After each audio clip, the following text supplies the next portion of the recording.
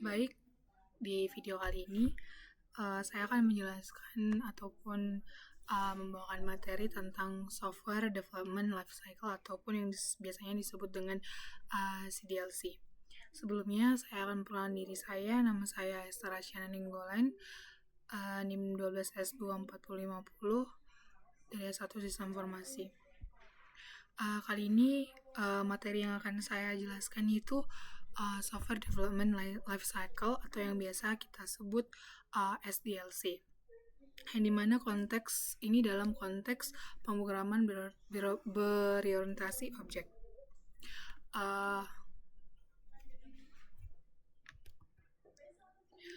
Jadi tujuan kita hari ini adalah memahami bagaimana pendekatan objek diterapkan dalam siklus pengembangan software saat ini, di mana ada pembahasan SDLC modern, metodologi agile, dan bagaimana cara menerapkan OO di dalamnya. Dan yang selanjutnya itu saat ini praktik CDLC banyak didasarkan pada metodologi agile, yang dimana dalam PPT ini juga pengembangan dan klien bekerja sebagai satu tim, dimana dengan pengirim fitur secara cepat dan terus-menerus melalui apa yang disebut dengan sprint. Berbeda dengan cara tradisional, yang dimana agile ini lebih fleksibel dalam menerima perubahan. Dan secara umum kita lihat pada slide kelima ini, di mana ada fase-fase dalam agile, yang dimana yang pertama itu meliputi recruitment, yang dimana recruitment ini mencari tahu apa yang harus dilakukan software. Dan yang kedua itu, tahap kedua itu ada analisis dan desain, yang dimana kita memahami bagaimana software melakukannya. Dan yang selanjutnya itu ada construction, yang dimana kita melakukan coding, testing, dan juga integrasi, yang dimana siklus ini juga harus berulang sampai semua kebutuhan terpenuhi. Lanjut pada slide ke-6, yang dimana lalu bagaimana kita menerapkannya. Menerapkan OO ini, kita akan menghasilkan artefak, yang dimana artefak atau yang disebut dengan dokumen pendukung di setiap fase. Yang pertama itu analisis, yang dimana dia menghasilkan use case, skenario, dan juga domain model. Dan yang kedua itu ada desain, yang dimana membuat interaction dan sequence diagram. Dan yang terakhir itu ada yang kita sebut konstruksi, yang dimana ini menghasilkan kode sumber dan juga program yang nyata. Dan dalam fase analisis, pada slide ke-7 ini, pada fase analisis kita bekerja sama dengan klien untuk memahami masalah mereka melalui use case. Sedangkan dalam fase ini, dalam fase desain, kita mulai mendefinisikan hubungan antar identitas dan juga interaksinya, yang dimana menggunakan diagram kelas.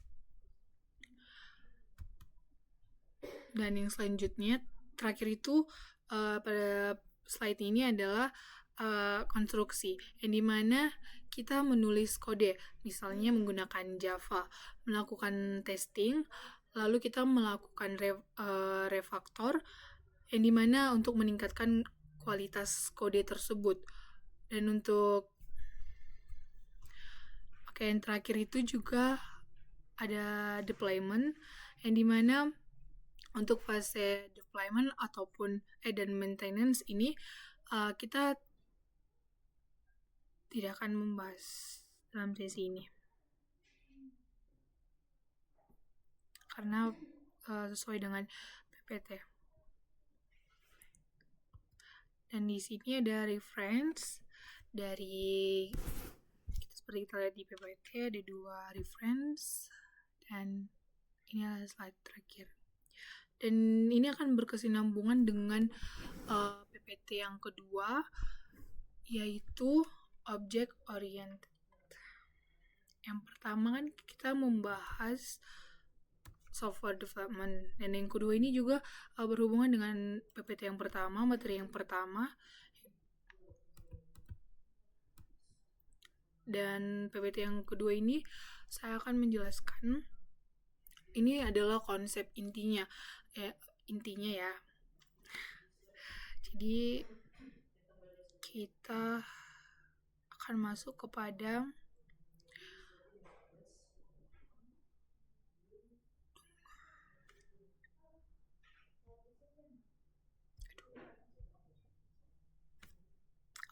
sekarang kita masuk ke konsep yang dimana ini adalah sebuah intinya, yang dimana targetnya itu adalah kita dapat paham apa itu objek, atribut, ataupun metode, kelas, dan juga prinsip enkapsulasinya.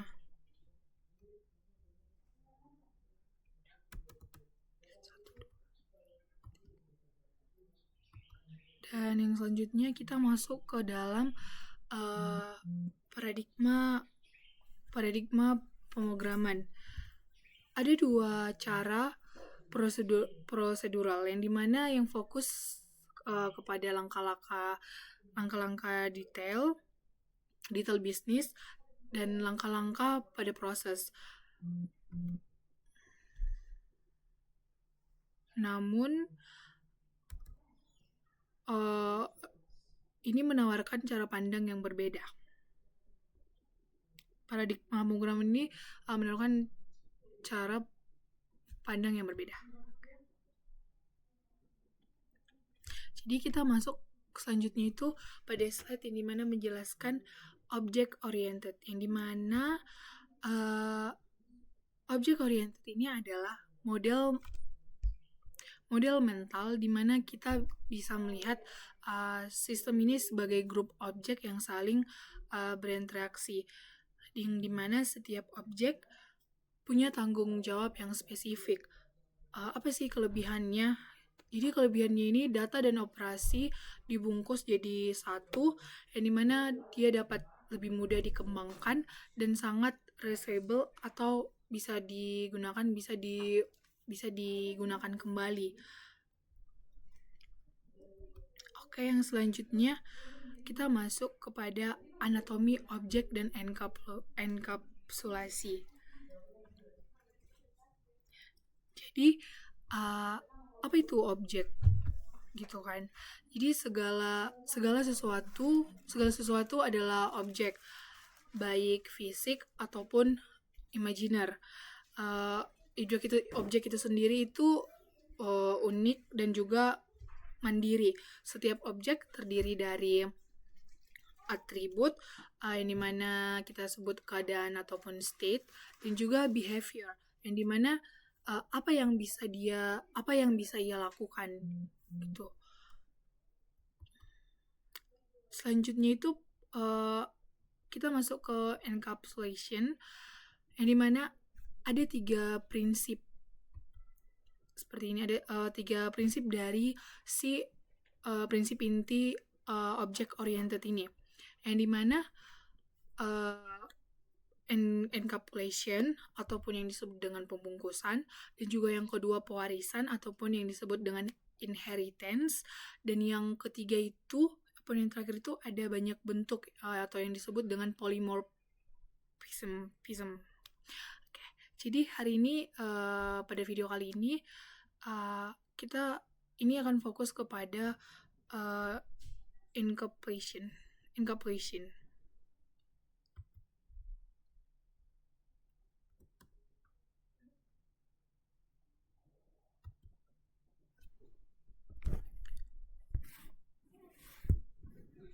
Oke. Selanjutnya itu encapsulation ini artinya objek yang bertanggung jawab sepenuhnya ataupun penuh menjaga datanya dari dunia luar. Yang dimana jika pihak luar ingin melihat ataupun mengubah data, harus melalui metode asesor ataupun yang disebut dengan mutator. Yang contohnya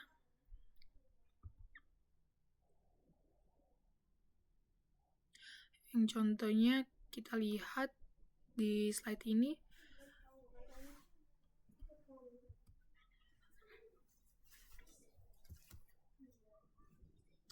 Kita bisa lihat di sini si Ucok mengucapkan hi, I'm Ucok, what's your name? Dia di sini trying to get to know the girl's name, which is one of her attribute. Dia cuman mengetahui untuk mencoba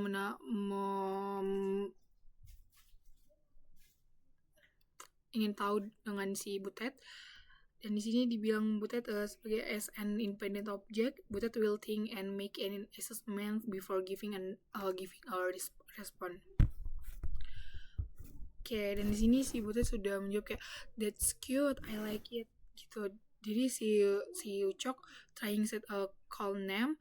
Si Butet, if he doesn't like the call name, she will reject it. Jadi di slide ini Ucok tidak bisa langsung mengubah pikiran si Butet, tapi Butet akan menilai dulu sebelum memberikan respon kepada si Ucok.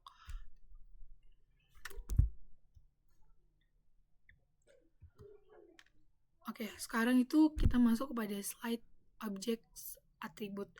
Yang dimana slide yang ini yang saya tunjukkan ini menjelaskan atribut. Atribut adalah karakteristik objek, yang dimana contohnya itu gelas.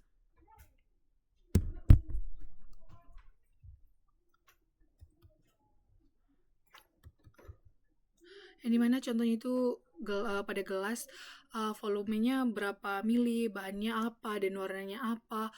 Dan kita juga perlu ingat dua objek yang dengan nilai atribut yang sama disebut dengan equal.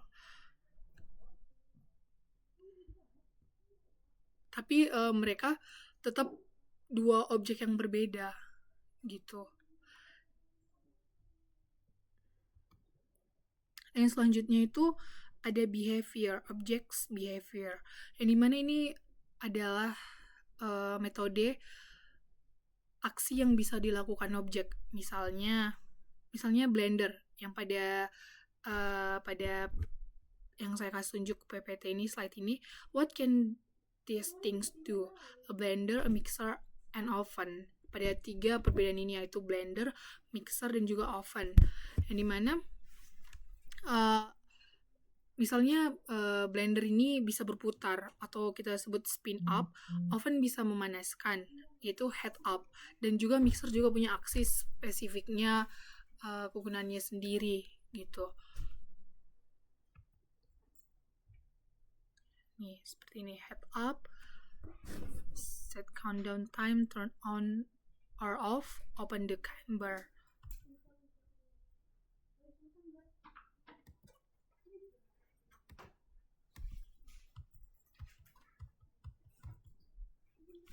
Oke, selanjutnya itu what is a class? Apa itu class gitu. Jadi class ini adalah blueprint ataupun cetakan untuk membuat objek, yang dimana ini menentukan aksi ataupun atribut apa yang akan dimiliki si objek tersebut. Clause menentukan atribut dan apa yang akan dimiliki objek tersebut. Misalnya itu class person, yang dimana dia mempunyai atribut nama seperti ini, atribut nama, dan juga alamat, yang dimana juga menyertakan metode untuk mengambil ataupun mengubah data tersebut.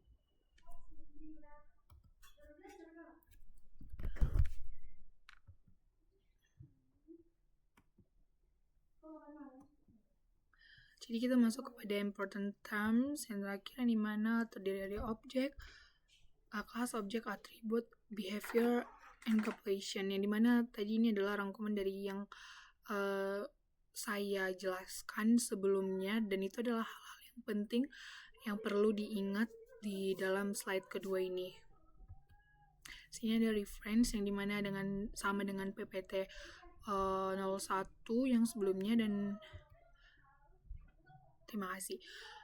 Dan sebelumnya untuk agar pembahasan kita lebih mendalam, saya akan memberikan soal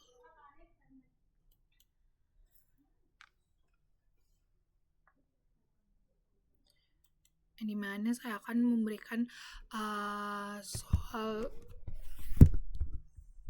dia itu soal untuk menambah pemahaman kita dan menjawabnya yang sesuai dengan yang kita pelajari dari PPT.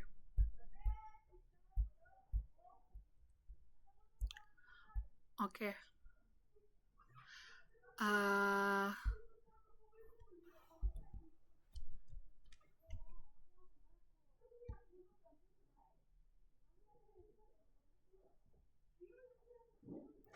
Jadi mari kita lihat simulasi logika gel di kode yang saya tampilkan ini, yang dimana pertama di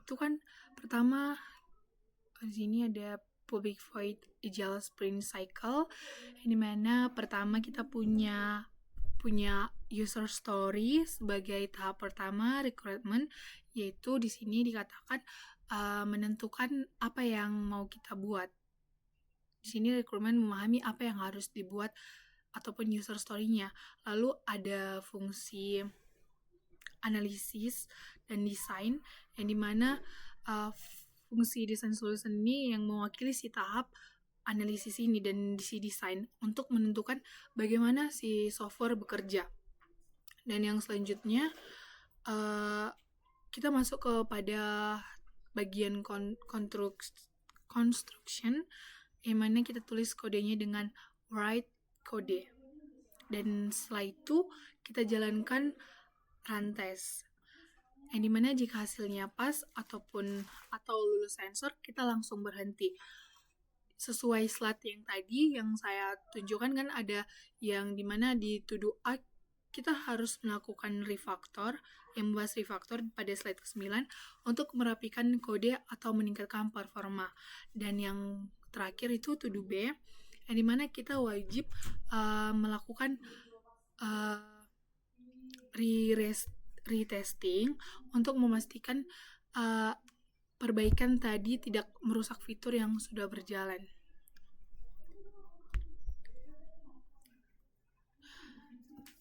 Dan pada soal kedua dari PPT 2, saya akan menjelaskannya terlebih dahulu pada soal pertama ini. Jadi pertanyaan pertama, apa yang dilakukan untuk meningkatkan kualitas kode? Dan tentunya kita akan melakukan refactor selanjutnya, yang dimana setelah tes pertama lulus, kode harus diperbaiki. Seperti tadi sebenarnya pada pembacaan kode soal ini saya sudah menjawab, tapi saya akan menjelaskannya, yang dimana ada tahap yang to do A ini jawabannya lah refactor, yang dimana setelah tes pertama lulus kita harus memperbaiki agar menjadi clean kode ataupun yang memiliki forma yang lebih baik. Pada to do B, retesting, yang dimana melakukan pengetesan ulang untuk memastikan perubahan apa saat refactor tidak merusak fungsi yang sudah berjalan. Dan yang kedua kita lanjutkan. Sekarang kita bedah konsep pada object oriented, yang dimana melalui kode ini yang saya tunjukkan di sini. Di bagian atas mendefinisikan class person. Seperti yang kita pelajari tadi, yang saya kasih materinya itu ini adalah sebagai blueprint ataupun sebagai cetakannya saja, yang dimana di dalamnya ada variabel private string name, yang dimana kata kuncinya itu private ini sangat penting karena ada penerapan encapsulation, yang artinya atribut yang di sini, atribut nama ini dibungkus dan diberikan dan tidak bisa diintip dari luar, langsung dari luar gitu. Dan selanjutnya, supaya orang lain bisa tahu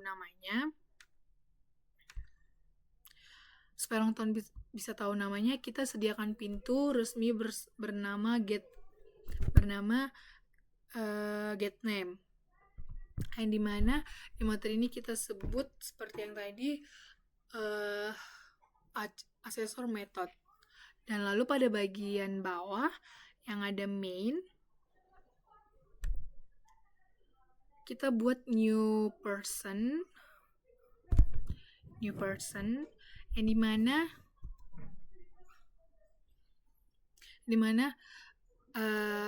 inilah yang disebut objek ataupun sebagai wujud nyatanya.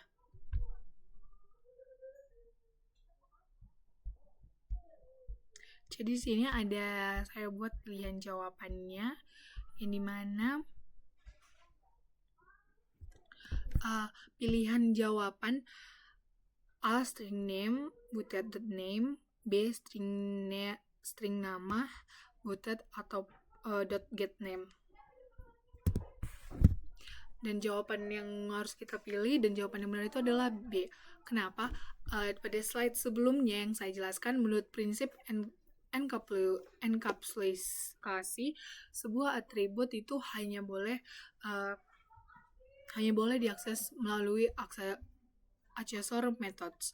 Objek luar atau seperti ucok yang tadi tidak bisa langsung menarik data dari dalam objek lain, dan dia harus meminta melalui metode yang disediakan. Dan ini kita ambil dari slide yang mengingatkan tentang analogi ucok dan butet yang seperti di slide yang sebelumnya.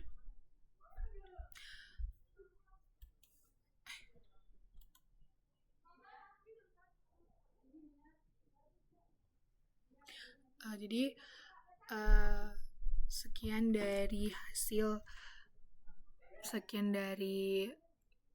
tugas saya, yang dimana ini untuk sebagai tugas tambahan ataupun perbaikan untuk UTS, yang dimana saya menjelaskan materi di setiap week sebelum UTS. Saya akan menjelaskan PPT setiap week, dan saya akan mengirimkan video hasil presentasi materi saya dan pembahasan soal. Saya upload ke YouTube dan akan memberikan linknya kepada Bapak. Sekian dari hasil presentasi materi yang saya lakukan. Terima kasih.